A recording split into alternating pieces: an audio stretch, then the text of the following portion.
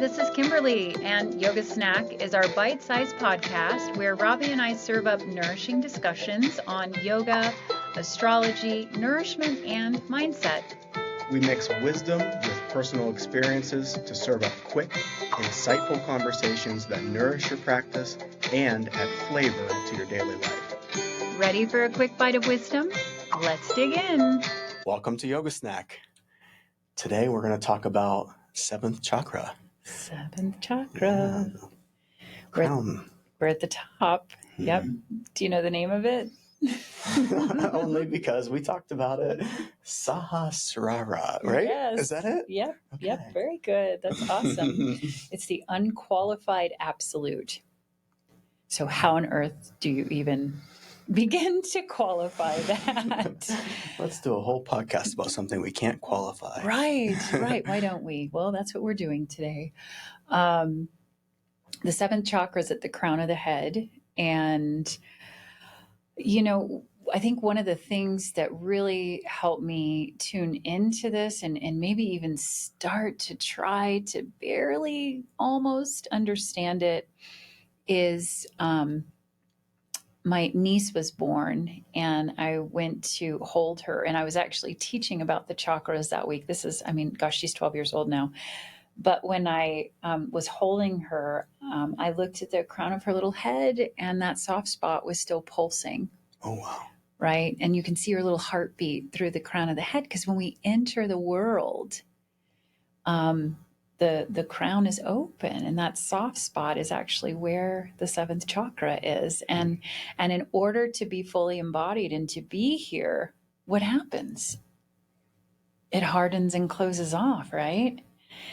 And that's like this interesting anatomical prelude to the seventh chakra. But in order to be here, we have to lose our connection to source.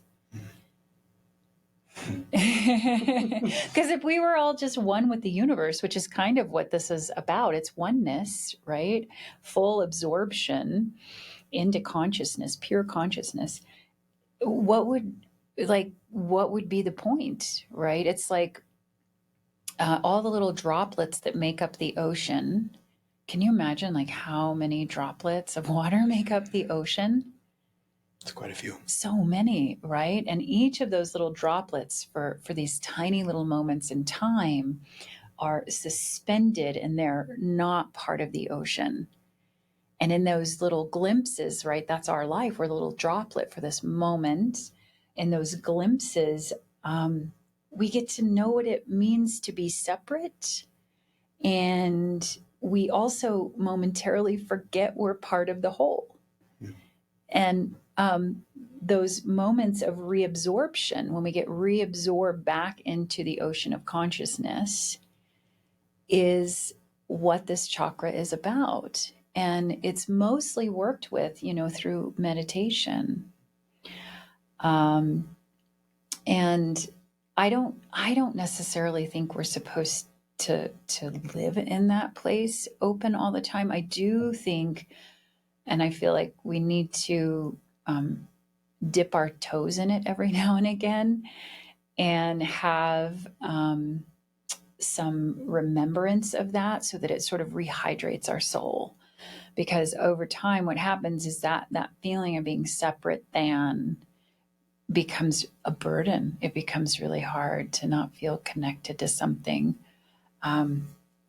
So that closing off is necessary. And it's like sad a little bit all at the same time. But really, in the yoga that the philosophy that I study, it's about being here in your unique expression. And that's why we have to close off, because the universe wants to know what it is to be human, to be fragmented. And so in order for the universe to know itself, for that source to know itself, it has to like fragment and come into all of these little tiny layers, because it is everything.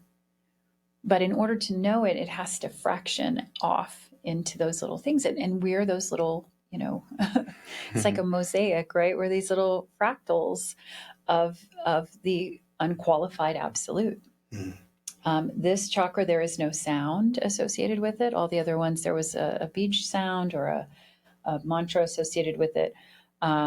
There's no, well, the color that's associated with it is violet. So that's the end of the color spectrum, or white. And white reflects all colors. And that, I think that's a really interesting thing as well. And when I say there's no sound associated with it, it is actually silence, but it's not like silence empty of. It's silence on the verge of manifestation. It's beautiful. Yeah, oh, wow. It's like that potential. And the silence is known as turiya. And that turiya is like after we chant, if we hold that silence, there's still this like crescendo of frequency that's in the room, even though we can't hear anything. And that's what the sound of this chakra is. It's like this potentiality is on the verge of manifestation. That's a powerful image, like to think about it in that way, like man. I know, it's almost right? hard to wrap your brain around. Right, and you're not supposed to. Yeah. You can't. And that's the point of all this. Like, we can sit here and have a conversation all we want about it and theorize about it, but the end of the day is we cannot qualify it into words or sounds or anything at all. And so, in art, this was represented by a halo in religious art. And what do kings and queens wear? They wear a crown. They wear a crown. Yeah. Because, and so they were like divinely chosen. And so they have this crown on their head. And so throughout history, this area of the body has always been a remarkable space. And I think it's really interesting, because we don't really have a whole lot of reference for the crown of our head, in our daily life. So that's, whenever I teach asana or something and we work towards, anything, I tend to want to put a little bit of pressure on the crown of people's head, not at the expense of their neck, of course, but even just feeling that and tapping. And maybe that's what we're going to leave people with, is some tapping today at the crown of the head. Yeah. Because when we close off, as a baby, as an infant, and hopefully that happens, right? That's normal. And we need that to happen to be here fully.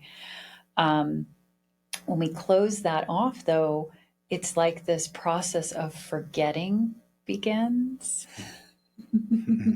We forget we're connected. We forget who we are and why we came here, which is, I don't know, that's kind of annoying. Yeah, it is. It's like you have this image of like the top of your head being open, and then you, like you said, you close off to be here. And then it's almost like we spend the rest of our lives trying to like come back into contact with that feeling of being connected. Yes. All one. Potentially, right? Because sometimes we don't. We feel very earthbound and very disconnected. And, this really is about our spiritual journey. It's about that ascension back up, because to come into your body, if you could visualize like the crown of your head, let's say, and it's a portal and it's like open, and energy is coming down and through the center of you in order to be manifested, right? We're going from this very subtle realm that we can't even name, right? And then we're going to come down into like space, and now we can qualify space a little bit. It's still sort of, but we are more space than any other element. And then we come down into air, which is a denser energy. And then we come down into fire, right? Our digestive system, the heat and fire. And then we come to water, and then finally earth. And we're here on this earthy planet in this very earthy body. And that's how we come into manifestation, according to, tantric yoga. And I think that's really interesting. And we get closed off to that source. And so to have practices that make us curious as we maybe step into a spiritual life or a practice of meditation, that we're ascending back up towards our source.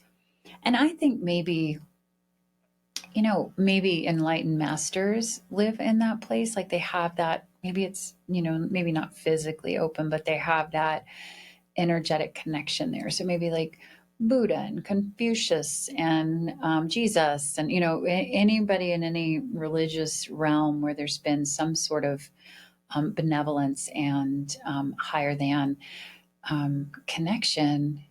I maybe there are some people that can stay there, but I don't think that that's necessarily the point. But I think we have to have access to it to stay balanced and to understand our place in life, so we also don't take things too seriously. Right. Yeah. I'm sitting here and I keep seeing, we were talking about the kings and queens with their crown. Mm-hmm. And if you think that image of the crown, like there's usually, it's a circle Mm-hmm. and it sits on the head, but then there's like, it's open on top, Mm-hmm. and it's usually got some sort of like, Decoration. and jewels and Precious stones, probably. Right. There's ornamentation around it. Right. It's almost like they're, because a lot of kings and queens and royalty throughout the years, there's always been like this, like, positioning, like they are connected to higher realms, like they know that's why they're in. Yeah. And I feel like that, just even that like symbology of the crown is like hinting towards, like, with everything pointing up from the top of the head, it's usually like points or crosses or something, Yeah. that it's like hinting at that, like, this person is connected to maybe higher realms. Mm-hmm. And even the halo, like in religious art and stuff. When I found that out, I was like, what? Yeah. That's a portal. That's not a halo. I mean, it is, but I'm like, oh, that's what that means. Yeah. It's pointing to that divinity, and that access to higher consciousness. And this one is a little hard to talk about because there's not a whole lot, but I believe that it's probably associated with a spiritual journey or an awakening or, even just a connection to source. And when it's deficient, we very much are just here on this it's like, here you are for this thing, and it just like happened sort of accidentally, and then it's gone. Mm. And to have sort of a curiosity maybe, or, just an interest in what does it mean to be here in this very limited space and time, but also to have maybe an understanding that there is something that's beating your heart, and there is something that's breathing your breath, and it wants you here. Somebody said that to me in a class one time, a teacher, and that just landed like really, I don't know, it comforted something inside of me. I was like, you're right. What is that? And I think that there's, lots of ways to work with that and access that. And that's important. That's an important part of our humanity, and to be human. So there's not a lot aside from meditation. I have on my Insight Timer profile, the meditation app Insight Timer, I've got a teacher profile if anyone's interested. I have a 7 chakra meditation. It's a guided meditation with a breath where we work on all 7 chakras through a short breathing exercise. So I'll try to reference that in the show notes this time if people want to access that. But that's something too, where if you want to work with this area, some of it I believe is about feeling this area of your body, even like getting all the way up there, because we might be in our heads, but we're not in our we're not in the felt sense of our head. And I think that's what I want to leave everyone with today, is that practice of tapping at the crown of the head. And in acupuncture, there's a lot of really important points on top of the head, as well as in yoga, there's marma points and stuff. So there's in other traditions, they've definitely acknowledged like up here, something special is happening. Mm-hmm. And so to stimulate that a little bit, I think is really interesting. So do you want to tap? Yeah, let's do it. All right. So those of you at home, if you're listening, if you're driving a car, wait, do this later. But find a comfortable seat and lengthen your spine. And just take a moment with your eyes closed or softly focused in front of you.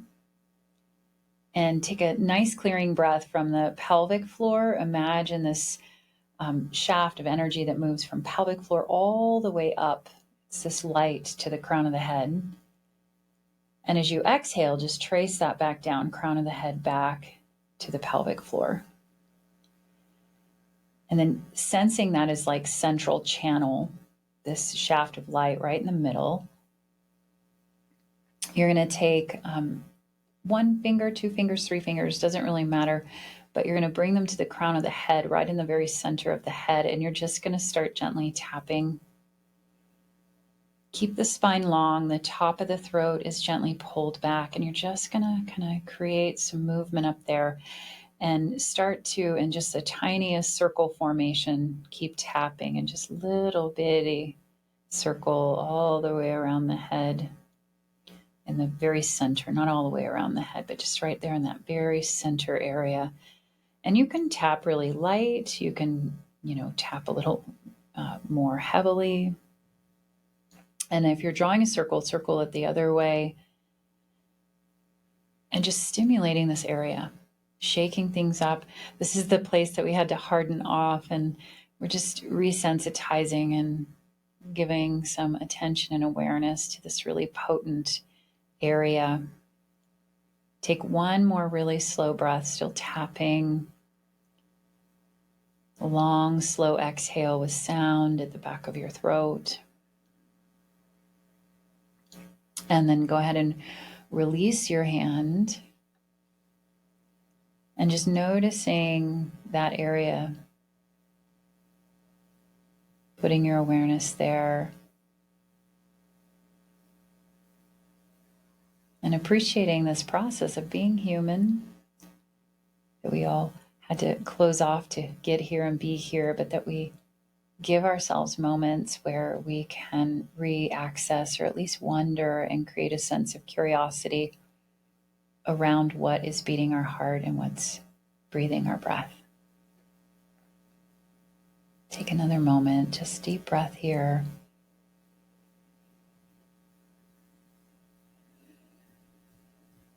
And when you're ready, go ahead and open your eyes. If you have a meditation practice, it would be a great time to kind of slip into that. But I think that's where we're going to end today. Does that sound good? It sounds great, yeah. All right. Well, thank you guys for joining us.